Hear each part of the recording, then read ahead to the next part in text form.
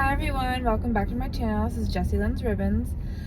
Today I'm going to be going to see my breast surgeon to find out if it is in my best interest to get a double mastectomy or continue with radiation. I haven't started radiation yet. I actually start my trial run tomorrow, where I'll go lay in the radiation machine and it's like a fake, they'll go around me and it's fake, and just so I can see what it would be like. And then the 13th would be when I would start radiation. But I'm finding out today whether or not I can get a double mastectomy instead, and it will give me an even better less reoccurrence rate. So that is what we're on our way to do right now, and I'll let you guys know after the appointment what was said and what was decided. So I will talk to you guys then. All right, bye everybody. Hi everybody, I'm back. So I just had my meeting with my surgeon and my breast surgeon, and whether I get radiation or I get a double mastectomy, it's the same thing for me, based off of I had no lymph node involvement, no skin involvement, no muscle involvement, nothing. So because of that, it equals the same as if I were to get radiation. So I was gonna get a double mastectomy in a year's time anyways. So why not take the risks of radiation away and just get the double mastectomy now? So for a double mastectomy, normally it is, slice here and a slice here for 2 breasts. But I am on the larger side, obviously. I got a lot of me.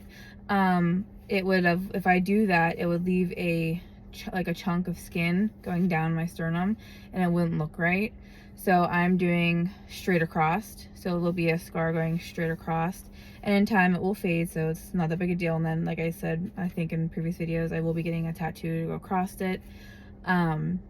So that's what I'm getting. I'll only have 2 drains, 1 on each side, but if I can't handle it, I can get it out, and then I can just get it drained by needle.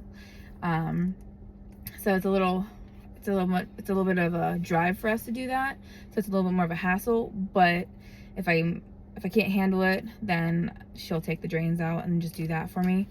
But other than that, I'm really excited.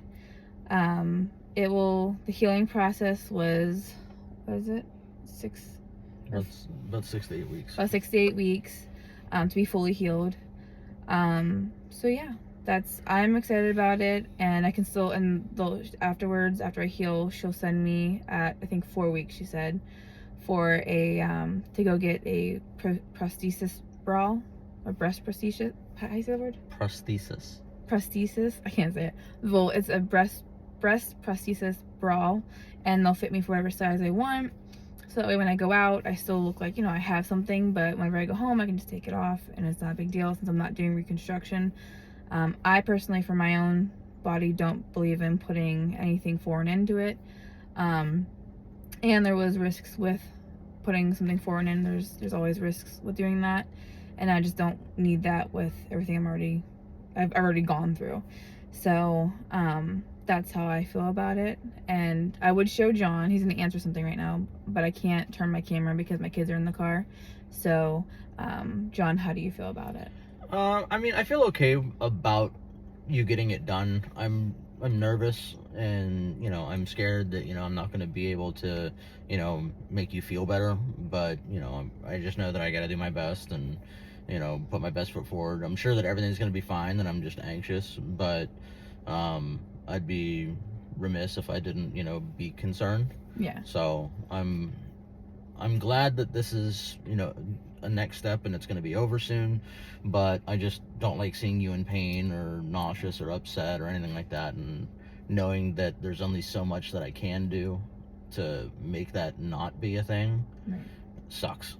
Yeah. Thank you. So as much as I'm getting it done, he has to go through it, you know what I mean? So like, he has to take care of me, he has to drain my my tubes, he has to emotionally, you know, help me through things, you know, because even though I'm ready for it, in the moment when it's happening, I, you know, emotionally I'm gonna have some trouble, and he's gonna have to help me through that. So he has to go through all of that with me too. So there's a lot more on his part he has to do than I have to do. Morally, I just have to get the surgery and then I lay there and heal. He has to actually go through all the other stuff. So it's almost like take chemo, you know, him being mom, dad, chef, maid, everything. He has to do all of that times two, because now he's also draining my tubes. He's, you know, helping me out of bed. He's, you know, getting me to the bathroom. Thankfully, we have a bidet, so he doesn't have to wipe my butt. So the bidet will take care of that. So it's just, he has a lot that he has to do to take care of me, and I really do appreciate him for it. So, but we will make it through.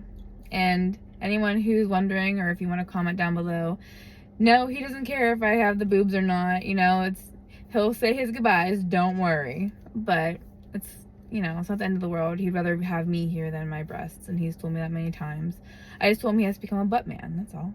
So that's pretty much it. And then I'll come back on later and give you guys more stuff that was talked about, but we have to go ahead and get some food now because we're all hungry. So I'm gonna go ahead and go, and I'm glad that I was able to update you guys and get good news, because the news I wanted. So all right, I love you all, and I'll talk to you guys again in a little while. All right, bye everybody.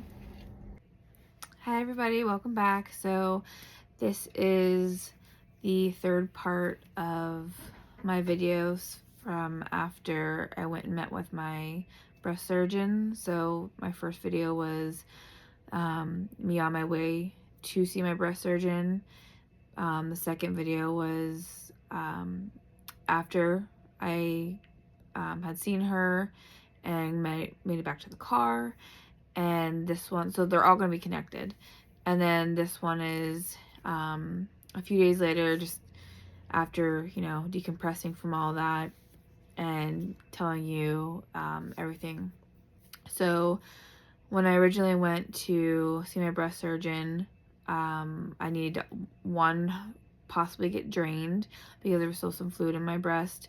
She did a sonogram, or ultrasound, whatever you call it, and yes, there was fluid, but one, not enough for her to take, and two, it was healing pretty nicely, so she didn't want to stick another needle on me. And then after that, she was like, oh, so did radiology scare you off for getting radiation? And I'm like, no, not really. I was like, I'm nervous about like the 7 to 10 year mark of what could happen if, you know, things were to come back, or, you know, what it's going to do to my skin, or if it hits my heart, my lungs. Like, I'm nervous about it, but I can make it through radiation just fine. Like, it wouldn't be fun, but I could do it. But I'm more just, you know, when I talked to you last, I was like, I told you I wanted to get a double mastectomy anyways, because the recurrence rate is so much lower, and why wait a year when I can just do it now if it is better for me versus radiation. So she got radiology and my oncologist on virtual, and they all talked about whether or not it was what was best for me. And they all came to the conclusion that it was better for me to do a double mastectomy with no reconstruction, because my recurrence rate would be lower. So with radiation, I would have, I think it was a 8 or 7% chance of local reoccurrence, and with a double mastectomy, no reconstruction, it was a 1 to 2% chance, which obviously I'm going to take that. So they came up with that, and then I asked about my port getting taken out during surgery because I'm over it. I can't take it no more. It's a little dark in my room, but right here is my port. I don't know if you can, I turn my head sometimes, you can really see it. Oh, there you go, see it. And it's just, it's not a fun thing, and for me, it always hurts. And they said, my oncologist said that she needs me to get my blood drawn one more time at the end of this month. of March, and then it can be taken out during surgery. So if you don't like to hear nasty stuff, skip like a minute starting now. Okay, so for her to take my breast surgeon to take my port out during surgery, she'll lift up my skin, go underneath, and she'll literally pull it out and then put like a little like suture or whatever, like a dissolvable one or stitch or dissolvable stitch on my vein underneath, and then bring the flap of my skin back down to then sew shut. So, okay, so you can come back in. If anyone went out, you can come back in. So that is what they'll do to remove my port, and I no longer have to have it because I can no longer do Keytruda. Keytruda, it caused my parathyroid to come crashing down, or I guess in this case, skyrocket up, and which is producing the extra calcium, which is in turn producing all my stones at a very fast and quick rate. And I have recently just passed 3 stones between 9 p.m. or no, 11 p.m. to 1 a.m. yesterday. That's when I passed 3 stones. And then prior to that, I was passing even more stones. So it just hasn't been very fun for me. And I'm going to have to deal with the parathyroid, you know, maybe end of June, July, when I go meet with my endocrinologist. And I have a whole story about that with my urologist. So don't worry, there's a urologist story coming up. And I'm sure John's going to want to be in that video because there was drama with that one. So what I didn't tell you guys about, so I told you I was getting cut straight across, so like straight like this. Won't be straight, it'll more be kind of like this. I don't know if I can angle you down a little bit there. So my breasts are obviously down low. I got big boobies. My armpits are right here. Okay, so it's gonna be almost like a V. Okay, and it's gonna go straight across, but in a V, because it's gonna come up to where my armpit is and then go back farther towards my back. So whatever she can reach while I am flat on that table, she's gonna reach, and then she'll take all the fat that is like, you know, when you put your arm down, how you kind of get that little fat right here, or you get a little bit on your back sometimes. Well, because I'm not getting reconstruction, when she goes in, she'll also go back as far as she can with the incision, and she'll remove all the fat that she can reach and then bring it and tighten it. That way it's not hanging or there's not a flap or anything like that, so I doesn't look bad. So I'll look nice. And so the only thing I'll have is that, you know, a very, very long scar. It's gonna be extremely long. And but once it heals, I can, again, like I said, I can go get the tattoo done. It'll be covered. It's not really that big a deal to me anyways. You know, I'm mentally prepared for it. I don't want to see it right away. I probably want to wait like a few weeks before I ever look at it. But same with when I had my lumpectomy. I didn't look at that for almost 2 weeks. So I'll have that. And then, like I said, I'll have the 2 drains. They'll be at the side of me. They will be a little bit thicker than normal ones just because I'm only getting 2. And I had just gotten my shirts for it, which I will put up here. What shirts I am gonna have. I'll leave them up for a few minutes because there's room right there. So I got, I think, 3 different shirts for the double mastectomy. I got a shower, like kind of like a cape, I guess you would say. And then we got John a cot because he will be staying with me overnight in the hospital. And the last time I was in the room for my for my lumpectomy, there was nowhere for him to sleep at all. They normally don't let you do that on that floor. So, but my doctor's gonna put in for them to let him, just because 1, he's an EMT, and 2, she knows that I have high anxiety and can't handle that type of situation. and it's either that or I will sign myself out and go home against doctor's orders. So she's writing it so that way he can be allowed to be there. So he has a cot, and I'll actually put it right here, what it looks like. He's already tried it out, and he actually does like it. It's not it's not his bed, you know, sleep number bed, but it's comfy enough that he can make it through. Now, if there's any complications, I won't just be there for 24 hours. I'll also be there for, you know, I can be there for up to 3 days. So I'm praying and, you know, crossing my fingers that there'll be no complications, because I would love to go home. Our Graham will be with our boys, and it is her birthday, the day I'm supposed to come home. So I'm praying that there's no complications. I can come home and, you know, we can have her birthday with her. So, and yes, she'll be staying with us to help with John, help with me, because John's going to need someone mentally to help him through this, and, you know, just help with whatever I need in general. So I'm really happy to see her, and I can't wait. So that's that part.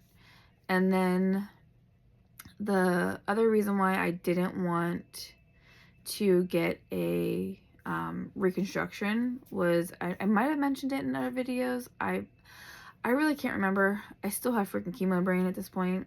That can last for almost a year from the time you stop, or even longer. But she said that when you have breast cancer, you have a higher risk of, what's the word? Lymphoma. Lymphoma. You have a higher risk of lymphoma. Sorry, I was having a brain fart. You catching my chemo brain. What's it called? Lymphoma? Yes, lymphoma. You have a higher risk of lymphoma when you have had breast cancer. So with implants. So it was just an easier yes to not getting implants in general. So I don't need that happening to me, and on top of that, I don't need to have a foreign, you know, object in my body anyways. And for anyone who does get that done, freaking amazing. They look stellar. It's just not for me. And I'm turning 36 on March 15th, and you know what? I feel old enough. I feel like I'm 80 right now because of everything. So the boobs bye-bye boobs. You know, I can't wait till I can sleep on my belly again. I'm good to go. So, that was pretty much everything except for one thing. There's only one thing left, and that is, after I have my surgery, every hour I have to take 2 deep breaths, and I have to walk around my house like 2 times in a circle. Luckily my house is pretty big, so it works out really good. And that way my lungs don't fill with fluid, because that is a risk and that can happen. And so I'm a little nervous about that, but I mean, all I have to really do is set an alarm and then just keep doing that. And I heard it hurts really bad to cough, so I will have my pillow with me too. I bought a double mastectomy pillow, so I'll put that right there. And I'll have that so I can kind of hold it and cough, because I heard that it hurts really bad. So that, I think, right now is everything. If you have any more questions, you can ask them in the comments. And if I can think of anything else, I'll definitely make another video on it. But I will be making the video on the urologist, so don't worry. I hope everyone has a great day or a great night, depending on where you are. And I hope you all stay blessed. Bye, everybody.